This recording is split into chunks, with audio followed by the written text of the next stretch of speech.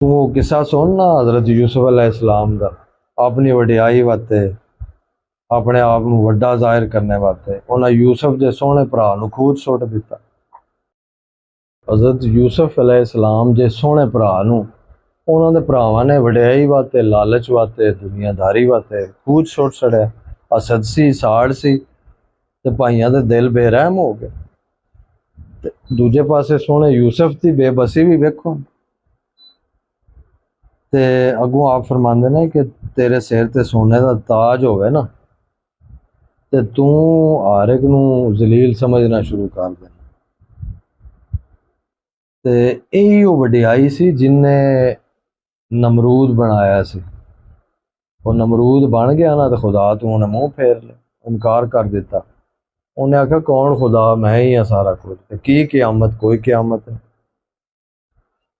ਇਸ ਵਡਿਆਈ ਨੇ ਉਹਨੂੰ ਇੰਜ ਕੀਤਾ ਸੀ, ਇਹ ਮਾਲ ਦੌਲਤ ਦੀ ਲਾਲਚ ਨੇ ਉਹਨੂੰ ਨਮਰੂਦ ਬਣਾਇਆ ਸੀ।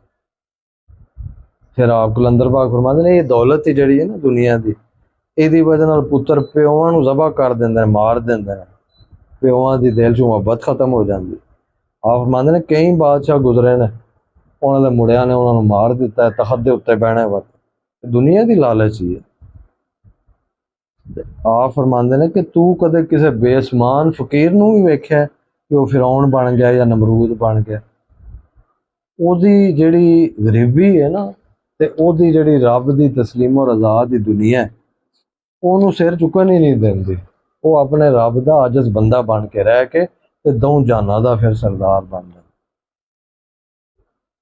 ਇਹ ਜਿਹੜਾ ਦੌਲਤਮੰਦ ਹੈ ਨਾ, ਇਹਦੇ 'ਚ ਆਕੜ ਪੈਦਾ ਹੋ ਜਾਂਦੀ ਹੈ ਤੇ ਆਕੜ ਜਿਹੜੀ ਹੈ ਨਾ ਉਹਨੂੰ ਬੇਦੀਨ ਬਣਾ ਦਿੰਦੀ ਹੈ। ਜਿਸ ਤਰ੍ਹਾਂ ਕਾਫਰ ਨਫਸ ਸਬਕ ਪੜ੍ਹਾਉਂਦਾ ਹੈ ਨਾ, ਇਹਦੀ ਦੌਲਤ ਵੀ ਇਹਨੂੰ ਇਹ ਸਬਕ ਪੜ੍ਹਾਉਂਦੀ। ਇਸੇ ਵਾਸਤੇ ਰੱਬ ਦੇ ਜਿਹੜੇ ਦੋਸਤ ਹੁੰਦੇ ਨਾ, ਯਾਰ ਵਲੀ ਫਕੀਰ, ਇਹ ਦੌਲਤ ਤੋਂ ਬੇਜ਼ਾਰ ਹੁੰਦੇ। ਤੇ ਤੈਨੂੰ ਪਤਾ ਹੈ ਭਾਈ ਇਹਦੇ ਵਿੱਚ ਭੇਤ ਕੀ ਹੈ? ਭੇਤ ਇਹਦੇ ਵਿੱਚ ਇਹ ਵੇ ਕਿ ਦੁਨੀਆ ਦੀ ਮੁਹੱਬਤ ਜਦੋਂ ਦਿਲ ਤੇ ਆ ਜਾਂਦੀ ਹੈ ਨਾ ਤੇ ਦਿਲ ਪੱਥਰ ਹਾਰ ਸਖਤ ਹੋ ਜਾਂਦਾ, ਯਕੀਨ ਦੀ ਅੱਖ ਅੰਨੀ ਹੋ ਜਾਂਦੀ ਤੇ ਫਿਰ ਤੇਰੇ ਤੇ ਦੀਨ ਦੇ ਬੂਹੇ ਬੰਦ ਹੋ ਜਾਂਦੇ। ਪਰ ਅੱਗੋਂ ਆਪ ਫਰਮਾਉਂਦੇ ਨੇ ਇਬਾਦਤ ਜਿਹੜੀ ਹੈ ਨਾ, ਇਹਦਾ ਮਜ਼ਾ ਤਾਂ ਹੈ ਜੇ ਤੂੰ ਆਪਣੇ ਵਾਸਤੇ ਹਲਾਲ ਲੁਕਮਾ ਕਮਾਏ।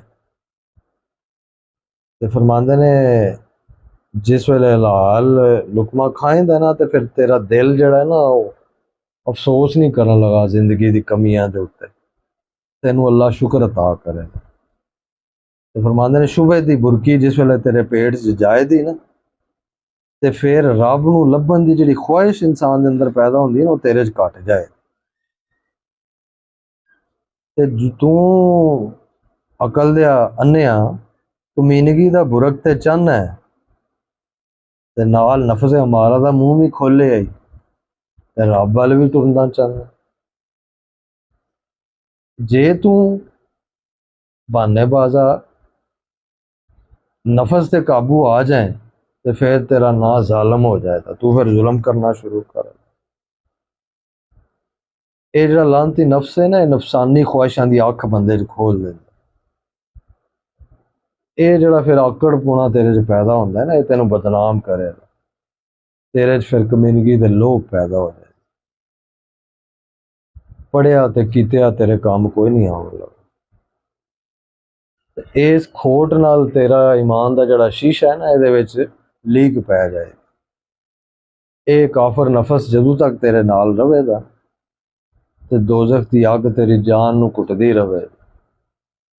ਜੇ ਤੂੰ ਮਰਦ ਹੈ ਨਾ ਤੇ ਫਿਰ ਇਸ ਕਾਫਰ ਨਫਸ ਦੇ ਉੱਤੇ ਪੈਰ ਰੱਖ,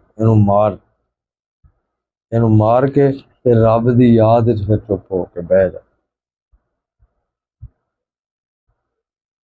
ਜੇ ਤੂੰ ਇਹ ਜਿਹੜੇ ਵਲੀ ਮਰਦ ਨੇ, ਦੀਨਦਾਰ ਲੋਕ ਜਿਹੜੇ ਅੱਲਾ ਦੇ ਰਾਹ ਤੇ ਟੁਰੇ ਨੇ, ਇਹਨਾਂ ਦੇ ਪਿੱਛੇ ਟੁਰਨੇ ਦੀ ਤਾਕਤ ਨਹੀਂ ਨਾ ਰੱਖਦਾ ਤੇ ਫਿਰ ਜ਼ਨਾਨੀਆਂ ਹਾਰ ਪਰਦੇ 'ਚ ਬਹਿ ਜਾ, ਤੇਰੇ ਕੋਲ ਮਰਦਾਂ ਵਾਲਾ ਕੰਮ ਨਹੀਂ ਹੋ ਸਕਦਾ। ਇਹ ਜਿੱਦਾਂ ਇਹ ਜਿਹੜੇ ਹੁੰਦੇ ਨੇ ਨਾ, ਇਹ ਮਰਦਾਂ ਵਾਲਾ ਕੰਮ ਨਹੀਂ ਕਰ ਸਕਦੇ। ਅੱਗੋਂ ਆਪ ਫਰਮਾਉਂਦੇ ਨੇ ਨਾ ਮਰਦਾ ਤੂੰ ਨਾ ਜਣਾ ਹੈ ਨਾ ਜ਼ਨਾਨੀ ਹੈ ਤੇ ਸ਼ੈਤਾਨ ਨਾ ਬਣ, ਰਾਹ ਨਾ ਖਰਾਬ ਕਰ ਲੋਕਾਂ। ਮਰਦ ਨੂੰ ਚਾਹੀਦਾ ਹੈ ਕਿ ਉਹ ਨਫਸ ਤੇ ਪੈਰ ਰੱਖੇ ਤੇ ਨਫਸ ਜਿਹੜਾ ਹੈ ਇਹ ਨਫਸਾਨੀ ਖੁਆਇਸ਼ ਨੂੰ, ਕਮੀਨਗੀ ਨੂੰ, ਲੋਭ ਨੂੰ, ਲਾਲਚ ਨੂੰ ਛੱਡ ਦੇ ਤੇ ਆਪਣੀ ਹਿੰਮਤ ਨੂੰ ਇੰਨੀ ਬੁਲੰਦੀ ਤੇ ਲੈ ਜਾਏ ਕਿ ਨਫਸ ਨੂੰ ਸ਼ਿਕਾਰ ਕਰ ਲੈ, ਕੁੜਿੱਕੀ 'ਚ ਫਸਾ ਲੈ, ਹੱਥ ਨੂੰ ਲਾਲਚ ਤੋਂ ਰੋਕ ਦੇਵੇ ਤੇ ਮਰਦਾਨਗੀ ਦੇ ਹੱਥ ਨਾਲ ਨਫਸੇ ਹਮਾਰਾ ਦੇ ਪਿੰਜਰੇ ਨੂੰ ਭੰਨ ਦੇਵੇ। ਤੇ ਜੇਕਰ ਤੂੰ ਇੱਕ ਗਰਾਹ ਹਲਾਲ ਕਮਾਈ ਦਾ ਖਾਵੇਂਗਾ ਤੇ ਤੇਰੀ ਬਜ਼ੁਰਗੀ ਦਾ ਨੂਰ ਜਿਹੜਾ, ਤੇਰੀ ਬਜ਼ੁਰਗੀ ਦੇ ਸੂਰਜ ਦਾ ਨੂਰ ਚਮਕੇਗਾ। ਜੇ ਤੂੰ ਸ਼ੁਬੇ ਦੀ ਆਰਾਮ ਦੀ ਬੁਰਕੀ ਤੋਂ ਨਫ਼ਰਤ ਕਰੇਗਾ ਤੇ ਰੱਬ ਤੇਰੇ ਤੇ ਫਜ਼ਲ ਕਰੇਗਾ ਤੇ ਕੀ ਕਰੇਗਾ, ਤੇਰੇ ਨਫਸੇ ਅਮਾਰਾ ਨੂੰ ਤੇਰਾ ਕੈਦੀ ਬਣਾ ਲਵੇ। ਇਹ ਕੁਲੀਆ ਸਮਝ ਲਓ ਕਿ ਜੇ ਹਲਾਲ ਕਮਾਈ ਖਾਏਗਾ ਤੇ ਤੇਰੀ ਬਜ਼ੁਰਗੀ ਦਾ ਸੂਰਜ ਚਮਕੇਗਾ, ਤੇ ਜੇ ਸ਼ੁਬੇ ਦੀ ਗਰਾਈ ਖਾਏਗਾ ਤੇ ਫਿਰ ਜ਼ਿਲਤ ਦੇ ਵਿੱਚ ਡਿੱਗ ਪਵੇਗਾ। ਤੇ ਜੇ ਸ਼ੁਬੇ ਦੀ ਗਰਾਈ ਤੂੰ ਨਫ਼ਰਤ ਕਰੇਗਾ ਤੇ ਰੱਬ ਫਜ਼ਲ ਕਰੇਗਾ ਤੇ ਤੇਰਾ ਨਫਸੇ ਅਮਾਰਾ ਜਿਹੜਾ ਹੈ ਤੇਰੇ ਕਾਬੂ 'ਚ ਆ ਜਾਏ। ਦਿਲ ਜਿਹੜਾ ਹੈ ਇਹ ਨੂਰ ਨਾਲ ਰੋਸ਼ਨ ਹੋ ਜਾਏਗਾ ਤੇ ਫਿਰ ਸੋਹਣੇ ਮਹਿਬੂਬ ਦਾ ਮੁਖੜਾ ਇਹਦੇ ਵਿੱਚ ਤੈਨੂੰ ਨਜ਼ਰ ਆਏ ਨਾ। ਜਬ ਜ਼ਰਾ ਗਰਦਨ ਝੁਕਾਈ ਦੇਖ ਲਈ, ਤੇ ਜਦੋਂ ਤੂੰ ਯਕੀਨ ਰੱਖ ਕੇ ਅੱਖ ਖੋਲੇਗਾ ਨਾ ਤੇ ਤੈਨੂੰ ਹਰ ਪਾਸੇ ਫਿਰ ਯਾਰ ਦਾ ਜਮਾਲ ਹੀ ਨਜ਼ਰ ਆਵੇ। ਤੂੰ ਸ਼ੀਸ਼ੇ ਵਿੱਚ ਯਾਰ ਨੂੰ ਹੀ ਤੱਕਦਾ ਰਵੇਂਗਾ, ਤੂੰ ਹਰ ਆਵਾਜ਼ ਯਾਰ ਦੀ ਆਵਾਜ਼ ਹੀ ਸੁਣਦਾ ਰਵੇਂਗਾ। ਚੰਗ ਤੇ ਭੈੜੀ ਇਹ ਹਰਸ਼ਾ ਭੁੱਲ ਜਾਏਗਾ। ਤੈਨੂੰ ਫਿਰ ਪਤਾ ਲੱਗੇਗਾ ਕਿ ਵਲ ਕਦਰ ਖੈਰ ਹੀ व शर ही मिन अल्लाह ताला की चीज़ है। ਤੈਨੂੰ ਫੇਰ ਸਮਝ ਆਵੇ ਇਹ ਜ਼ਮੀਨ ਅਸਮਾਨ ਵਿੱਚ ਰੱਬ ਦੀ ਜ਼ਾਤ ਹੀ ਤੈਨੂੰ ਨਜ਼ਰ ਆਵੇ, ਬਲਕਿ ਹਰ ਇੱਕ ਜ਼ਰਰੇ ਵਿੱਚ ਤੈਨੂੰ ਸੋਹਣੇ ਦੀ ਝਲਕ ਪਵੇ ਦੀ। ਬੇਹਬਰਾ ਆਪਣੇ ਸਾਹਾਂ ਦੀ ਰਾਖੀ ਕਰ ਤਾਂ ਜੇ ਸਾਹਾਂ ਤੈਨੂੰ ਤੋੜ ਮੰਜ਼ਲ ਤੇ ਲੈ ਜਾਵਾਂ। ਰੱਬ ਹੀ ਹੈ, ਰੱਬ ਦੀ ਜ਼ਾਤ ਹੀ ਹਰ ਪਾਸੇ ਭਾਵੇਂ ਜ਼ਾਹਿਰ ਹੈ ਤੇ ਭਾਵੇਂ ਛੁਪੀ ਹੈ। महबूब ने हर शह विच अपना जलवा दसे। रब की राह विच तुरन वाले मरदा तू हर वेले हुशियार रह, एक पल भी रब की याद तू गाफल ना हो। अपने दिल विच रब दे गैर तू नू लीक मार दे, तेरे दिल विच रब तो इलावा कोई दूजी चीज़ ना हो। दिल का जिहड़ा जंग है ना, नू ला दी कली लैके ना इनू साफ कर। ला की है मां सिवा अल्लाह नू खत्म कर। सीने नू मुहब्बत दी तलवार नाल चीर दे। जदों ओदी ज़ात दे इसम ने तेरे दिल ते नक्शे बन लिया ना ते फिर ये मुहब्बत पूरी शिद्दत नाल तेरे दिल विच आके बह जाए।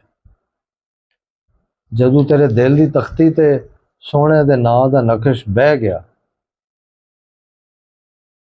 ते फिर तेनू हर पासे ओदा जलवा नज़र आए। तू रब कोलों जिस वेले दुआ मंगना है ना ते ओदा नक्श मंग, ओदे कोल मंग के या अल्लाह मेरे दिल ते तेरे नां दा नक्श जम जाए। वो है ना ऐसा नाज शरीफ है ना, ऐसा नक्श पके मेरे दिल अंदर अख मीटा।